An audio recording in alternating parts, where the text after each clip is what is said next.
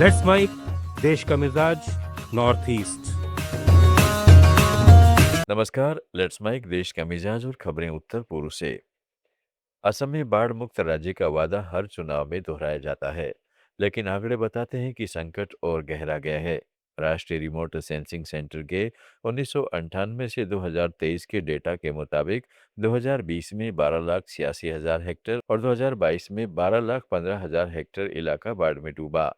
30 से ज्यादा जिलों में हर साल पानी भरता है। 2019 में 70 लाख से ज्यादा लोग प्रभावित हुए और 2022 में 179 लोगों की जान चली गई। बारिश कम होने के बावजूद सिल्ट और 80% वेटलैंड के नष्ट होने ने समस्या और बढ़ा दी है। विशेषज्ञों का कहना है कि टुकड़ों टुकड़ों में समाधान नहीं चलेगा। ब्रह्मपुत्र घाटी के लिए पड़ोसी राज्यों के साथ समग्र नदी बेसिन प्रबंधन जरूरी है। वादों के बीच बाढ़ मुक्त असम अब भी दूर की कौड़ी है।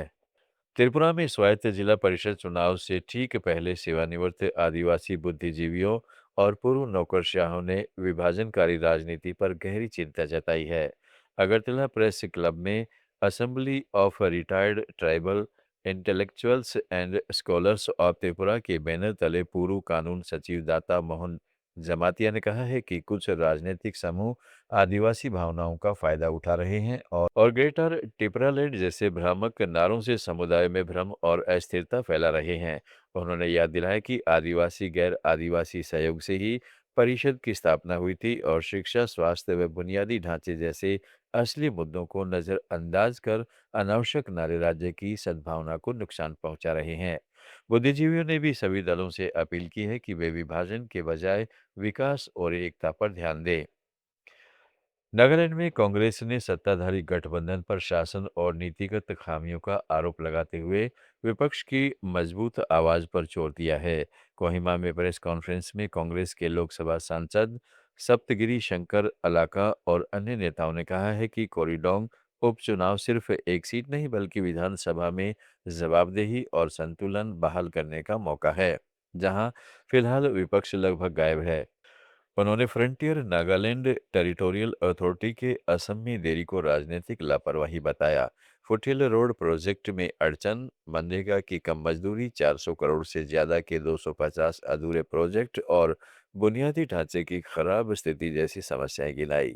नेताओं ने दावा किया है कि उपचुनाव में कांग्रेस उम्मीदवार टी चालुकुम्बा आओ को भारी समर्थन मिल रहा है, लेकिन निष्पक्ष मतदान सुनिश्चित किया जाए।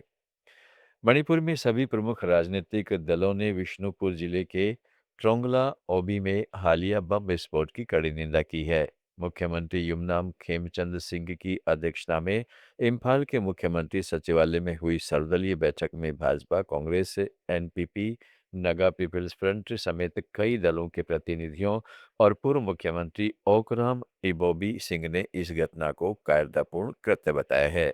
बैठक में फैसला लिया गया कि दोषियों को जल्द पहचान कर उन्हें गिरफ्तार किया जाए और कानून के अनुसार सख्त कार्रवाई हो। सभी नेताओं ने राज्य में शांति बनाए रखने की अपील की और लोगों से हिंसा या सार्वजनिक संपत्ति को नुकसान पहुंचाने से बचने का आग्रह किया। सभी दलों ने सरकार को पूर्ण सहयोग देने का भी भरोसा जताया है। मिजोरम के राज्यपाल डॉक्टर विजय कुमार सिंह ने आइजोल के लोक भवन में खुद डिजिटल जनगणना में अपनी जानकारी भरकर एनुमरेशन पूरा किया। उन्होंने नागरिकों से अपील की है कि वे भी इसमें सक्रिय रूप से भाग लें। उन्होंने कहा है कि भारत की यह पहली डिजिटल जनगणना एक ऐतिहासिक कदम है, जिससे सही आंकड़े मिलेंगे और विकास की योजनाएं बेहतर बनेंगी। सेल्फ एनुमरेशन की समय सीमा 15 अप्रैल तक है, जबकि हाउस लिस्टिंग 16 अप्रैल से 15 मई तक चलेगी। जनसंख्या गणना का दूसरा चरण फरवरी 2027 में होगा। राज्यपाल ने अधिकारियों को निर्देश दिया है कि प्रक्रिया दूरस्थ इलाकों तक भी आसानी से पहुंचे और कोई भी व्यक्ति छूट न जाए।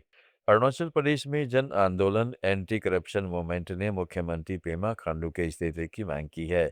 ईटानगर में हुई प्रेस कॉन्फ्रेंस में संगठन के चेयरमैन नबाब तागम ने कहा है कि सुप्रीम कोर्ट के हालिया आदेश के बावजूद नैतिक आधार पर खांडू को पद से हटना चाहिए ताकि सीबीआई स्वतंत्र और निष्पक्ष जांच कर सके। देश का मिजाज में फिलहाल इतना ही। जुड़े रहिएगा लेट्स माइक के साथ।